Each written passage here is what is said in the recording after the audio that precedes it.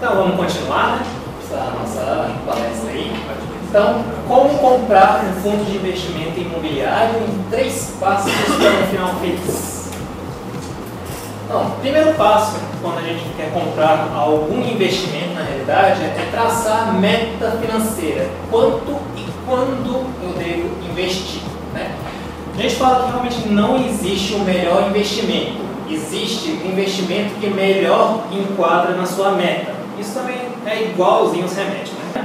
Como que a gente está comparando um fundo de investimento imobiliário com um antihipertensivo? Então, para você começar a investir em fundo de investimento imobiliário, é extremamente importante que você já tenha reserva de emergência. Essa reserva de emergência é um valor que você conseguiria sobreviver um mínimo de tempo de 3 a 6 meses, que normalmente a gente fala, tá? Por que disso? Porque eu já não estou falando que o negócio é para longo prazo. Imagine se você tiver algum imprevisto, seja de saúde, seja de qualquer coisa. Você foi demitido, tomara que não aconteça isso, né?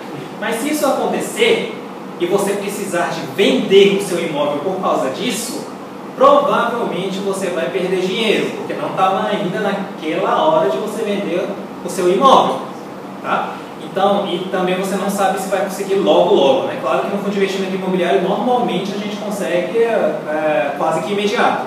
Mas mesmo assim a gente não consegue garantir que você vai receber mais do que quando você comprou. Então, para isso, se você tiver qualquer tipo de problema, você precisa de ter uma reserva de emergência. Normalmente a reserva de emergência a gente pede que seja um investimento em renda fixa, né?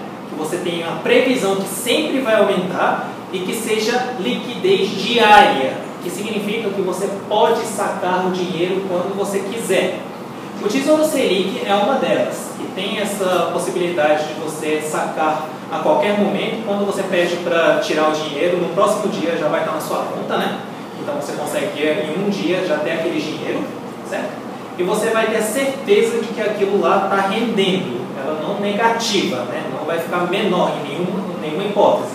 Por isso que a gente sugere que seja feita uma reserva de emergência em Tesouro Selic. E quando a gente fala de 3 a 6 meses de sobrevivência, a gente não está falando de 3 a 6 meses de salário.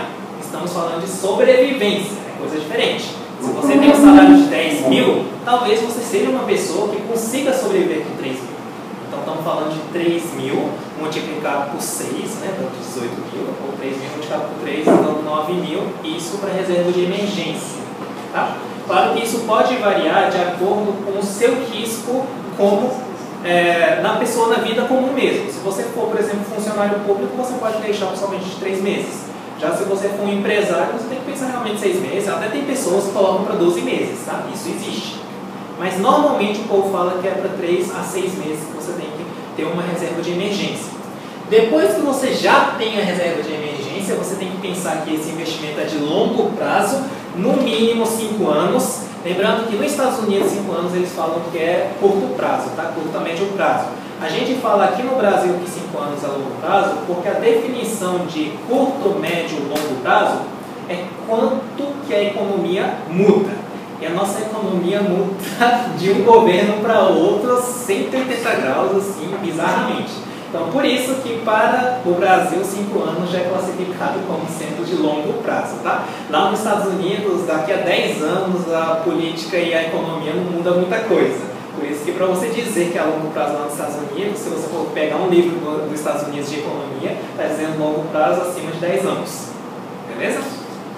E já, quando você está pensando, por exemplo, em longo prazo, ou se você já é aposentado e você está querendo uma rentabilidade mensal, já que você ganha o aluguel, né? Então, realmente, para aquele caso também, o fundo de investimento imobiliário é muito interessante. Dose sugerida do medicamento. No caso, dose sugerida da porcentagem que você deve ter do fundo de investimento imobiliário. Essa dose, o povo fala que é regra de 80. Não existe realmente uma regra perfeita, tá? Mas para você ter uma noção de quanto que você pode colocar o seu dinheiro, é 80 menos a sua idade. Então, acredito que a maioria deve estar aqui em torno de 35, 40 anos de idade, né? Deve ter muita gente até mais jovem do que isso. Mas se você pensar que é 30 anos de idade, por exemplo, Então, até 50% do seu dinheiro você pode colocar em renda variável. Estou falando de renda variável. E dentro da renda variável, fundo de investimento imobiliário. Claro que se você for comprar ações, por exemplo, você tem que pegar ações mais o fundo de investimento imobiliário, totalizando, dá em torno de 50%. Isso na maioria das pessoas que a gente considera como sendo investidor de risco moderado, tá? Claro que se você for uma pessoa que é conservador, você pode investir menos, se você for agressivo, você pode pensar em investir mais. Mas no moderado a gente pensa mais ou menos 80 menos a idade. Lembrando que o moderado, o risco conservador, moderado e avançado, muitas pessoas falam, eu sou risco conservador. Não necessariamente realmente você seja uma pessoa conservadora. Todas as pessoas, quando é ignorante, tornam uma pessoa conservadora. Evidente, uma pessoa ignorante vai ficar com medo de investir. E o medo faz com que você torne-se conservador. Então isso não está dizendo que você é um investimento conservador. Você está conservador porque você está sendo ignorante. Depois que vocês vão notar se realmente você é uma pessoa que é risco conservador, moderado ou avançado. Mas para você ter uma noção, uma ideia se você realmente é um conservador, moderado ou agressivo, é só você jogar videogame ou jogo de tabuleiro que você vai entender, tá? Se você for uma pessoa que realmente joga um jogo de tabuleiro, senta lá e fica lá só porque gosta de papear com seus amigos, ou que você está lá somente para atrapalhar um outro jogador, eu adoro atrapalhar o meu marido, isso acontece, né? Esse tipo de pessoas normalmente realmente são conservadores, porque são pessoas que realmente não gostam de competir, né? Já começa por aí, são pessoas que não gostam de competir, e normalmente são pessoas que não gostam de desagradar ninguém, né? Então quer ser social. O motivo que está jogando não é porque gosta de jogar, é porque quer ser social. Então são pessoas que realmente o cerne da pessoa é conservadora. Já uma pessoa que realmente gosta de afrontar, vencer o mais rápido possível, essas pessoas costumam ser pessoas arrojadas mesmo. São pessoas que têm mais prazer em riscos, né? Outras pessoas, por exemplo, que gostam de acumular itens nos jogos ou no banco imobiliário, que gostam de ter fortuna, mas não necessariamente está querendo ganhar, essas pessoas assim, costumam ser umas pessoas mais moderadas, né? Então você consegue, no simples jogo, entender se você realmente é conservador, moderado ou uma pessoa agressiva, né? Isso, livre de risco, você tem que entender se você realmente é uma pessoa mais conservadora, moderada ou agressiva. Se você for um ignorante ainda em relação a isso, claro que você vai diminuir um nível. Se você já tem um nível, um pensamento avançado, arrojado, né, arriscado, você vai para o moderado. Já se você for perceber que você é uma pessoa moderada nesses jogos, você vai para conservador. E se você é um conservador já nesse jogo, você vai se tornar extremamente conservador no seu investimento até você ter o conhecimento. Já se você tiver um conhecimento muito bom, você pode pular um nível para cima. Se você for moderado, você pode pensar em até ser mais agressivo nos seus investimentos, né? Isso que acontece, tá? Então vocês vão ter que entender qual é realmente o seu cerne para o investimento. Tudo bem? E existe um estudo, e eu faço estudo exatamente como eu estudo em medicina para os meus investimentos. Tá? Então eu pego o artigo científico, eu vejo o p-valor, eu vejo todos os fatores para dizer se aquele artigo realmente é um artigo que presta ou não presta. Eu tenho mestrado em infectologia e eu sei avaliar muito bem artigo. E com essa avaliação do artigo, a gente pega alguns artigos falando a quantidade de fundos que realmente é bom você ter, né? Ou quantidade mínima ou máxima de ações ou fundos que vocês devem ter. Se você for ver aqui, Evans e Archer, de 1968, diz que a gente deve diversificar. Na realidade, quase todo mundo fala que a gente tem que diversificar o nosso investimento. Tem que oferecer muito, pegar vários investimentos e diversificar esse investimento para ter menos risco. Por que disso? Porque justamente, vai que você compra, por exemplo, um investimento de fundo imobiliário de shopping e acontece um catástrofe, por exemplo, que ninguém quer mais ir para o shopping por algum motivo, vai que aparece uma doença que só acontece no shopping, ou vai que acontece que realmente a internet barateou tanto que não vale mais nem a pena ir para o shopping para comprar.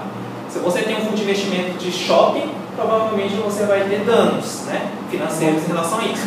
Já se você diversificar e ter alguns de logística, um pedaço de shopping, um pedaço de hospital, um pedaço de hotel, por exemplo, se você tiver uma crise naquela área, os outros vão bancar, né? Então você vai, mesmo perdendo alguma coisa em uma área, os outros conseguem cobrir. Por isso que todo mundo fala que deve variar o investimento, mas será que deve variar o investimento assim, extremo? Posso variar o quanto eu quiser? Não, você não deve variar ao extremo. É exatamente para isso que tem especialista. Imagine se não existisse médico especialista e você somente variar o seu conhecimento. Você vai ser um geralzão e normalmente o geralzão tem muita dificuldade de resolver uma coisa específica, né? Então, se você investir em alguma coisa específica, claro, se tiver crise naquilo, você vai ter perda, mas pelo menos você consegue avaliar aquilo muito bem. Então, tem ganho de você ser especialista e tem ganho de você ser generalista, né? Isso a gente consegue visualizar. Também acontece em investimento. Se você ficar muito especialista em alguma área, claro que, por exemplo, se eu ficar muito especialista em ações, tem pessoas que somente investem em ações. Talvez para ele seja menos arriscado você investir somente em ação, porque ele só sabe em ação, ele não sabe em outros tipos de investimento. Então, se ele conhece pra caramba aquilo, vale talvez a pena concentrar somente naquilo. Então, tem dois polos.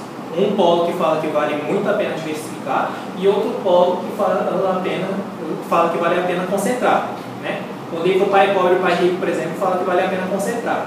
O livro já O Homem Mais Rico da Babilônia fala que vale a pena diversificar. Existem essas teses. E tem pessoas que gostam de trazer ciência e fazem artigos científicos dizendo até quando que você deve ou não diversificar. E disso eles falaram que o que vale é de 6 a 18 diversificações. E esse estudo foi feito somente com ação, somente com fundo de investimento imobiliário e misturando fundo de investimento imobiliário e ações. O interessante desse estudo fala justamente porque quando você junta ações com fundo de investimento imobiliário, você diminui muito o risco e o ganho aumenta também. Então, isso vale a pena você entender, que a diversificação entre tipos de investimento também é muito válido e você consegue não só diminuir o risco, mas às vezes você consegue aumentar inclusive a rentabilidade daquele investimento. Aí tem esse gráfico que eles mostram exatamente o risco. Veja que de 1 para 2 fundos de investimento imobiliário, ela cai muito o risco em porcentagem. Chegando até, mais ou menos quando você chega lá no 6, 7, veja que por mais que você compra mais fundos, ela não vai mudar muita coisa. Tá vendo que ela fica uma linha quase reta? Depois, mais ou menos do 18, ela fica quase igual. Não importa se você vai ter 18 tipos de investimento ou você vai ter 40 tipos de investimento. O risco torna-se quase igual, só que você vai ter muito mais trabalheira. Imagine, você ver 18 investimentos é muito mais fácil do que você ver 40 investimentos.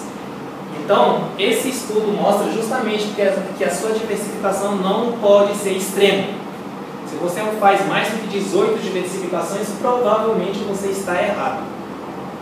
Ok? Então, aqui eu trouxe um slide só para mostrar. Suponha que você invista 10 mil reais, né? Lembrando que o mínimo que a gente sugeriu era de 3.300 reais, mais ou menos, né? Mas suponha que você tenha 10 mil reais e invista em rentabilidade de 7% ao ano, que é a média do Via Banco, embora atualmente a média de Via Banco, investir via banco, está entre 4,8% mais ou menos, tá? Você tem uma rentabilidade de 10% ao ano, que é a média do Tesouro Selic, que você consegue ter a rentabilidade do Tesouro Selic. Hoje, o Tesouro Selic está em 6,5%. Essa rentabilidade do Tesouro Selic está muito baixa, justamente porque os países estão indo bem. Tá? a gente está tendo pouca inflação. Vocês devem ter percebido que o preço das coisas não estão ficando mais caros que nem antigamente, que ficava caro toda hora, né? Agora está ou estabilizando ou aumentando só pouco. Em relação à gasolina, teve épocas até que caiu o preço, tá certo? Nessa época não tem lógica ter uma rentabilidade alta, né? Se o preço das coisas está aumentando muito rápido, é evidente que a rentabilidade também tem que ser muito alta para a gente ganhar o lucro.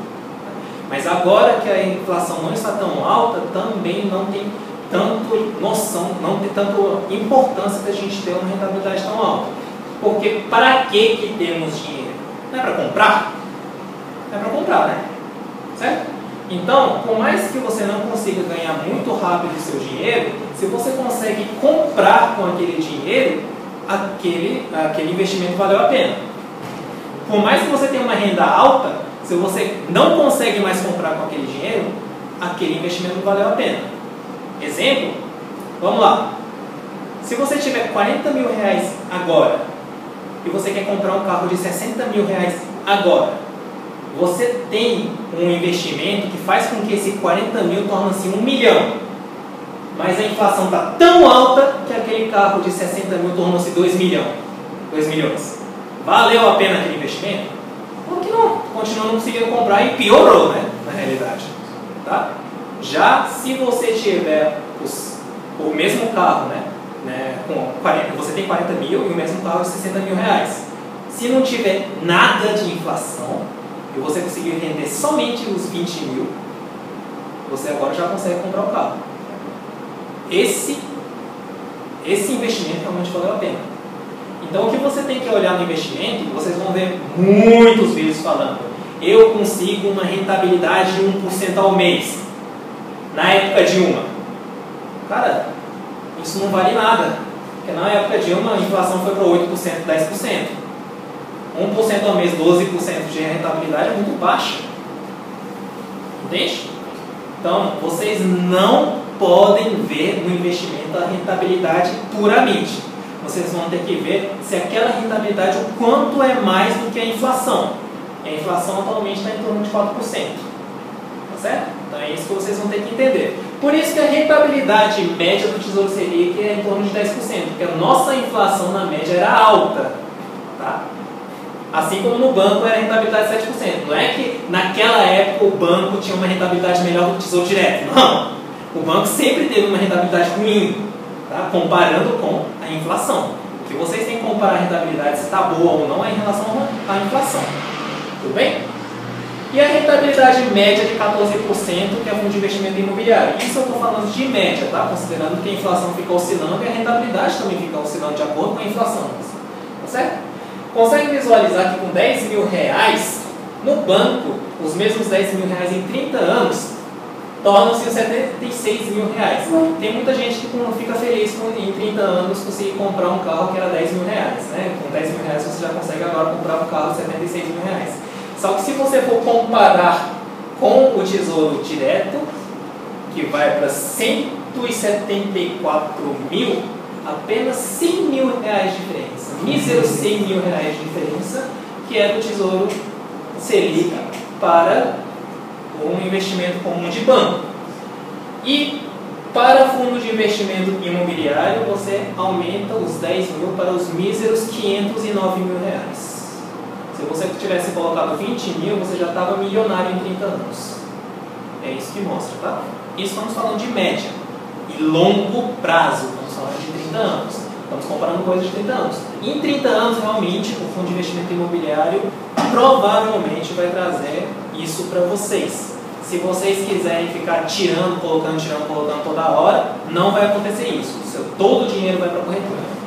Então vocês têm que ter a firmeza de que aquele dinheiro vai ficar lá e não vai ser retirado. E para isso, extremamente importante vocês terem a reserva de emergência. Acontecendo qualquer coisa, vocês só tiram o dinheiro da reserva de emergência, não é para tirar do fundo de investimento imobiliário. Então não apliquem o seu dinheiro sem a reserva de emergência no fundo de investimento imobiliário. Todas as corretoras que vocês vão cadastrar vão falar para colocar investimento em vários locais de uma vez. Tá? Não façam isso. Né? Primeiro tenham a reserva de emergência, depois pensam em comprar qualquer outro tipo de investimento, incluindo fundo de investimento imobiliário. e pensando que não vale a pena diversificar mais do que 18 investimentos. Então, se você for pensar, Tesouro Direto, Tesouro Selic já foi um. Então, vocês têm mais 17 para pensar em investir. Tudo bem? Tá aqui? Então, como que eu vou escolher o meu fundo de investimento imobiliário? Aí vocês vão anotar aí que existe um site chamado Investidor de Risco.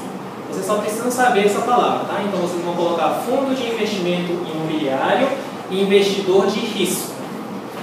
Colocando isso aí, vocês vão encontrar justamente a lista de vários fundos de investimento imobiliário que parece até que seja uma sigla de, sei lá, né, está escrito ó, RBCD11, essa é a sigla desses investimentos, tá?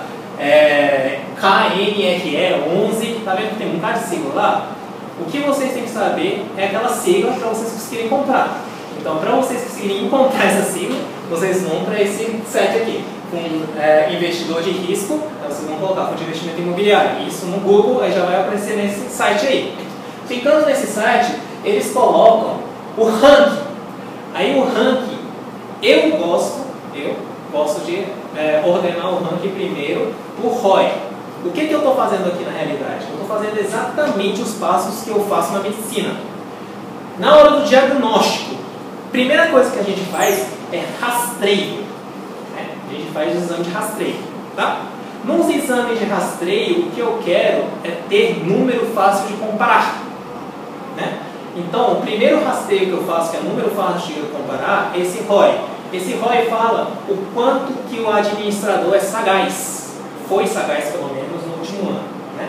A porcentagem maior do que 10 mostra que o cara é um administrador relativamente qualificado. Não significa que o cara que é 12% é melhor do que 10%, nem que 16% seja melhor que 10%. Mas se você tiver mais do que 10%, provavelmente é um cara bem qualificado. É isso que vocês vão ter que entender. Então, quando a gente coloca na ordem de ROI, já aparece aí, ó, tá com 21%, 18%, 16%, 14%, 13%, 12%, tudo que está acima de 10%, vocês vão pensar em comprar. Aí depois de você ordenar pelo ROI, que você tem que clicar 2 vezes, né? Aí vocês vão ver o setor, que aí normalmente quando a gente faz uma ordem de investimento, a gente sempre pensa em investir como os ricos. Como que o rico investe nas pessoas, na sua empresa? Os ricos normalmente investem primeiro em pessoas, depois em ativos e depois em passivos. Sempre é essa ordem que eles pensam, tá? Pessoa é pessoa mesmo. É o que eu estou investindo agora que vocês estão investindo também. Você está investindo no seu conhecimento e eu estou investindo em vocês. Tá certo? Isso é investimento em pessoa. Investimento em ativo é o que te dá dinheiro sem você estar lá. Então, por exemplo, alugar um ativo, né? Já uma casa que você mora é um passivo, porque ela não te dá dinheiro. Ela só gasta dinheiro, só tira o dinheiro. Então isso torna passivo. Então passivo é tudo que tira dinheiro de você, ativo é tudo que você consegue dinheiro sem você estar lá, né? E pessoas são pessoas, tá? Por isso, nessa ordem que é o rastreio. O rastreio de pessoa, a gente tem que saber quem é o administrador. E como que a gente tem uma noção do administrador? Um ROI. Ativo, a gente tem que ver quem é o nosso inquilino. Como está falando de aluguel, quem te dá dinheiro é o inquilino. Então você vai ter que agora escolher quem vai ser o seu inquilino. Se você vai querer que o seu inquilino seja a pessoa da área de desenvolvimento, né? Que é aquele que a gente já falou, se é da área de hotel, se é da área de hospital, então a gente vai ver qual inquilino que você vai querer ter, de acordo com o risco que você quer obter. Por exemplo, eu quero obter um risco de escritório. Vou pensar agora em obter um risco de escritório, tá? E você tem que pensar o passivo, que é o gasto. O gasto, aqui na observação, e no site vai estar desse jeito cortado mesmo, você tem que ir lá embaixo, né, dar um scroll para a direita, e para mostrar o que é essa parte aqui, o último pedaço aqui que eles não querem mostrar, que é justamente o passivo, que é o que você está gastando dinheiro. Nesse gasto de dinheiro vai estar escrito aqui, por exemplo, você tem um AM, significa amortização. Significa que o prédio está velho e eles estão tendo que repor esse rédio. Por isso, que como que ele tem muito passivo, que está amortizando, está gastando muita grana, eles estão te dando uma renda muito grande, né, para conseguir compensar. É por isso que eles têm uma compensação boa. Então esses vão ser descartados. Então quem tem observação aqui à direita vai ser descartado. Vocês vão ter que pensar no setor que você quer investir, e vocês vão ter que pensar em ROI que tiver mais do que 10. Nessas áreas, depois que eu faço rastreio, né, por exemplo, eu pensei em fazer escritório, depois do rastreio, aí vocês vão para a parte clínica mesmo. Vocês vão ter que conversar com aquele imóvel, para ver se aquele imóvel é bom. Para eu ver que aquele imóvel é bom, você vai ter que clicar naquela siglazinha. A sigla final lá, né, que é justamente o nome do ativo que vocês vão colocar para comprar, vocês podem clicar. Aí quando clica, que legal, eles oferecem a foto daquele prédio. Claro que o melhor é vocês irem para o prédio mesmo. Vocês comprariam, por exemplo, um prédio que você nunca viu? Né? Uma casa, você vai comprar a sua casa que você nunca viu? Não. Se você nunca foi para lá, normalmente as pessoas não querem comprar. Entendeu? Então, se você quer comprar um imóvel, você vai ter que conhecer aquele imóvel. O que você tem que conhecer do imóvel? Se aquele imóvel é novo, né? Claro que quando a gente quer comprar aquele imóvel, a gente quer saber se aquele imóvel é novo. Até mesmo que se fosse velho, vai ter amortização. Você vai ter que fazer reformas. Né? E reforma custa caro, mesmo sendo um fundo de investimento imobiliário. Tá certo? Tem que ver se aquele prédio é bonito. Todo mundo quer um prédio bonito, gente. Isso é evidente, né? Assim como você vai ter que ver se a localização daquele prédio realmente é bom. Graças a Deus, hoje em dia, a gente realmente não precisa de ir diretamente. Claro que é preferível que você vá lá e veja. Né? Eu mesmo falo para minha esposa, vamos para o shopping, ela acha que eu estou querendo ir para agradar ela. Eu estou querendo ver se a ações está tudo certinho, se o shopping é bom, né? Mas eu tenho outros motivos para passear com ela. Mas assim, isso ajuda muito, né? Claro, você ir para o local, mas eu compro, por exemplo, prédio de São Paulo. Não sei com tanta facilidade para lá. Claro que quando eu viajo para lá, eu sugiro para ir para lá, né? Para os locais que eu quero comprar, por exemplo. Mas se você não tem condição, você pode ir para o Google mesmo, né? Google Maps. Que hoje em dia o Google Maps você consegue até ver numa visão mesmo como que está o local. Você consegue visualizar a localização, ver se aquela localização realmente é muito boa, movimentado. Você vê nas fotos mesmo, se a foto está bonita, né, o prédio. Você acha esses prédios bonitos? Né? Razoavelmente, assim, comparando com o apartamentozinho lá da Asa Norte, acho que é um prédio que, assim, que vale a pena, não é? Pois é.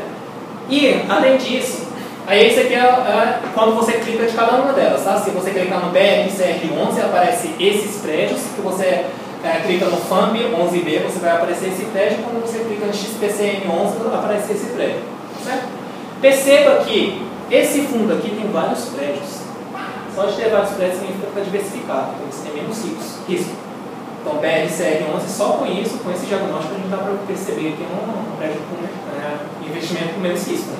Se acontecer um incêndio de um dos prédios, ainda tem os outros prédios. Beleza? Então, talvez é uma das boas. Entende? E todos os prédios são bonitos e está novinho. Né?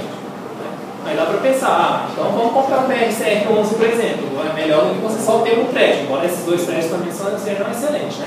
Esse aqui é prédio que o Petrobras está lá, trabalhando no Rio de Janeiro. Né? Só que o problema de Rio de Janeiro atualmente é que o Rio de Janeiro estava falido há pouco tempo e continua falido. Né? Então, às vezes é melhor você ter uns prédios de São Paulo do que ter um prédio do Rio. Até isso você tem que levar em conta, tá? Isso realmente é o diagnóstico. Aqui é o que te importa. Aquele rastreio que eu mostrei para vocês é só para rastrear, para facilitar a sua pesquisa. Depois disso, o que importa mesmo é se o prédio é bom. Se você for comprar no seu imóvel, o que importa para você no seu imóvel é que aquele imóvel seja bom. É só isso que importa.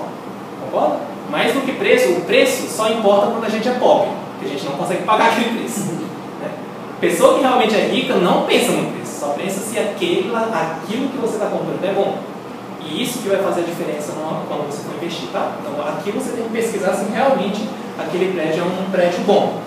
Certo? Claro que você pode ver o preço. Né? O BRCR11, por exemplo, você consegue visualizar o preço. Esse P dividido por VP, que está escrito aí, é o preço dividido por valor patrimonial. Significa que está mais barato do que o valor patrimonial. Aquela ação abaixo de 1, né, significa, essa razão abaixo de 1 significa que o preço está barato. Não significa que o preço está barato, significa que seja bom, tá? Pode ser que esteja barato justamente porque caiu um dos prédios, ou está barato justamente porque está na crise naquele local. Pode ser que aquele negócio que está barato seja bom ou ruim, mas é para isso que naquele momento você vê se o prédio realmente é um prédio bonito e bom. Mas se o prédio é bonito e bom, realmente, se está barato vale a pena pensar em comprar, né? Outro fator que você veja que está barato é esse preço dividido por lucro. Esse preço dividido por lucro é em quantos anos você vai conseguir obter aquele dinheiro que você pagou para conseguir ter só com lucro, né? Para você conseguir, né, ter de volta o seu dinheiro. Está mostrando que apenas em 5,6 anos você consegue praticamente dobrar o seu patrimônio. Tá? Isso, 10 é excelente. Abaixo de 10 já é excelente. Está mostrando que é 5,6. Então, realmente é um investimento que aparentemente está valendo a pena e realmente não está mostrando nada de observação lá, né? Ela diminuiu de preço bastante justamente porque teve uma vacância. Então, 30% dos inquilinos saíram. Mas esses 30% de inquilino, tendo aquele prédio todo bonito, vai voltar, gente. Isso vai voltar. Então, é isso que você vai ter que entender, tá? O yield anual significa o quanto que eles pagam em porcentagem ao ano, né? A rentabilidade anual só em aluguel. Tá? Então significa que não está considerando a inflação do imóvel, está aumentando de preço ou diminuindo de preço. Então, somente em aluguel ele pagou 16%. Lembra que aquele cálculo que eu fiz de 500 mil reais, ou 10 mil tornou 500 mil reais, é com 14%. Aqui está mostrando 16%, só que ao mesmo tempo teve uma desvalorização do imóvel. Essa variação em 12 meses significa desvalorização do imóvel, tá? Então desvalorizou em 2% o imóvel. Pode acontecer desvalorização do imóvel mesmo, isso é normal, né? Mas vai aumentar. Na média, então, ele ficou com 14%, que é aquele cálculo que a gente fez. Desvalorizou o imóvel em 2%, mas está muito alto o aluguel. Então, no total, a gente estaria com rentabilidade de torno de 14%. Para mostrar para vocês que aquele 14% não é sonho. Está aqui. Estamos no momento realmente, né, médio assim, do imóvel. O imóvel provavelmente vai aumentar daqui a pouco, porque tem ciclos de imóveis. Né? A gente já passou por um ciclo muito baixo de imóvel. Provavelmente deve estar voltando a ter um ciclo um pouquinho melhor de imóveis. Tá? Então, o rendimento, neste caso, você ganhou 14%. Isso. Na média, o dinheiro que você recebeu na mão é 16%. Mas o imóvel em si desvalorizou. Mas não necessariamente. Se você fosse vender isso aí nesse se você isso, vender, aí no total você ganhou 14%. Isso, se você vender. Mas a gente não está pensando em vender. A gente está pensando em ficar. Então, na realidade, a grande verdade, inclusive que o Warren Buffett fala, que é o cara que fala que a gente tem que fazer o buy and hold, significa que você nunca vai vender. Nesse caso, você vai ter um lucro de 16%, você nunca vai vender esse prédio. E livre de imposto. Lembrando que o aluguel no fundo de investimento imobiliário é livre de imposto, você não vai pagar nada de imposto. É isso que está acontecendo. Tá certo? Você só vai ter prejuízo se você vender o imóvel. Se você não for para vender o imóvel, você não vai ter esse prejuízo de 2%.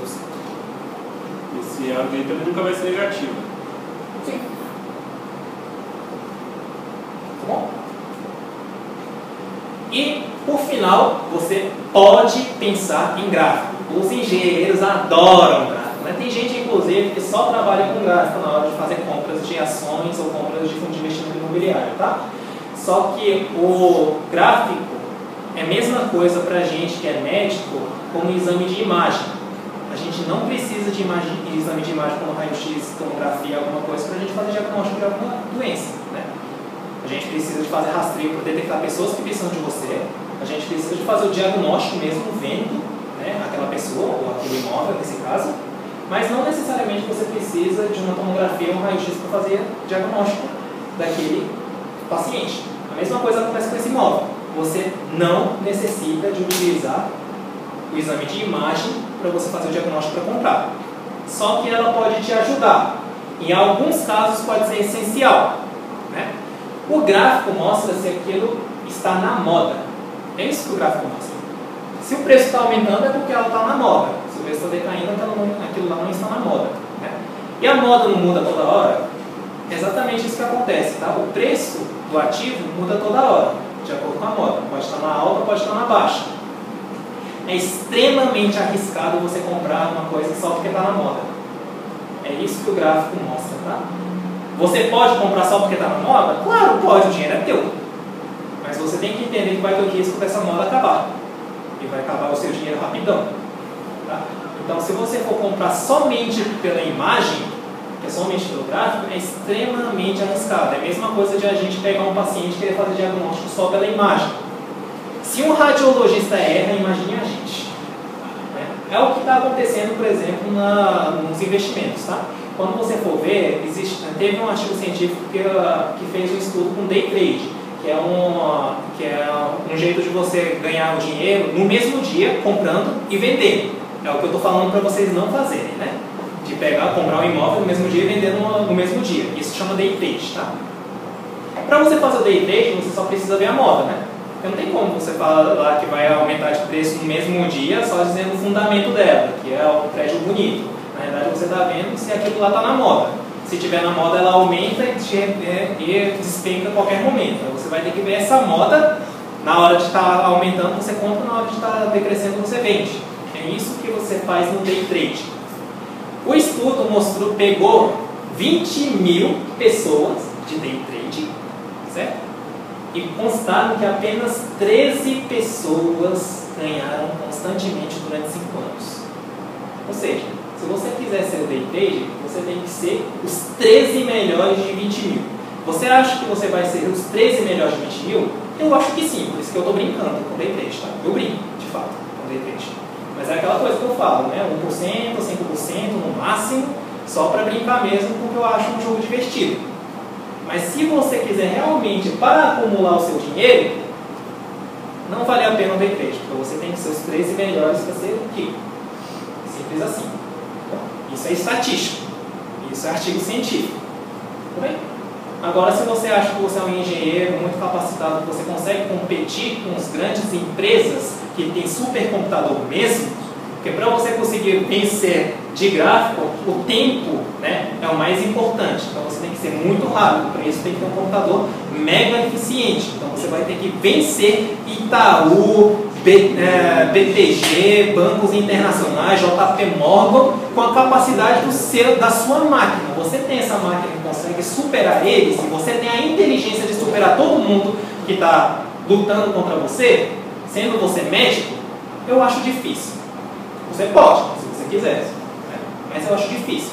Então, se você for fazer, faça somente por hobby. Não faça isso por ganhar dinheiro. E até mesmo que day trade está muito fora do que a gente quer, né? Se a gente está querendo ajudar alguém, você está investindo para justamente aquele investimento servir para ajudar alguém, day trade não ajuda ninguém. Você está botando dinheiro e está dando na hora, né? Aquilo lá você não está emprestando dinheiro, aquilo lá você está só brincando dentro de joguinho. Tá bom? Então essa é a diferença entre day trade e você realmente investir para ficar longo tempo. Agora, isso aqui pode te ajudar? Pode, porque está na moda. Você vê que o gráfico está aumentando, então está na moda, eu acho que vale a pena. Se o imóvel é muito bacana, está num preço bacana, né? Tá tudo certinho, e ainda por cima o gráfico está aumentando, então é esse momento que eu vou querer. Então, para isso, você pode pensar em utilizar o gráfico como coadjuvante, para te ajudar, e não para ser fator determinante. Ela nunca vai ser fator determinante. O determinante mesmo é se o imóvel é bom. Ok? Aqui o importante é você clicar lá para colocar em meses, tá? M, porque inicialmente não está escrito em mês. Você pode entrar no site Funds Explorer, né? Aí eles mostram esse gráfico aí, mas você tem que clicar para mês. A importância de colocar para mês é justamente porque você está pensando em investir em questão de anos, né? Se você colocar em hora, aquele gráfico fica grande demais e você não consegue ter uma noção. Então, por isso você tem que colocar no mês, que é o máximo possível que eles colocam em tempo. Dá para ver que eles têm em 1 minuto, 30 minutos, 1 hora, 1 dia, 1 semana e 1 mês, tá? Então, cada barra significa 1 mês. Esse é o máximo que a gente consegue ampliar. Então, a gente coloca no máximo para ver em longo prazo se ela está na moda mesmo. Se vocês quiserem ver, né? Aqui, se você quiser aprofundar em gráfico, dá para aprofundar que existem várias técnicas de você ler padrão de gráfico, tá? Esse padrão de gráfico dá para visualizar que o fundo dela está subindo, mas o topo dela está reto, né? Esse ponto aqui é um ponto crucial. Se nesse ponto ela subir, ela vai subir muito. Se nesse ponto ela descer, ela vai descer muito. Se você estiver apto a ter essa queda ou subida nesse ponto aqui, que é mais ou menos em 2020, que vai ter ou subida ou queda muito brusco, aí vocês podem comprar esse investimento sabendo que se cair muito, vocês pensam em deixar lá para 30 anos, 40 anos, independente você pensa em aplicar 10, 20, 30 anos, né? Mas de qualquer forma vocês vão ter que entender que aqui vai ter uma oscilação brusca. Isso é uma previsão de marca, não necessariamente vai ser desse jeito, tá? Mas a previsão está muito condizendo com a nossa história atual, que estamos na reforma de previdência. Se a reforma de previdência passar, provavelmente vai para cima. Se a reforma de previdência ficar muito ruim, ela vai cair pra caramba.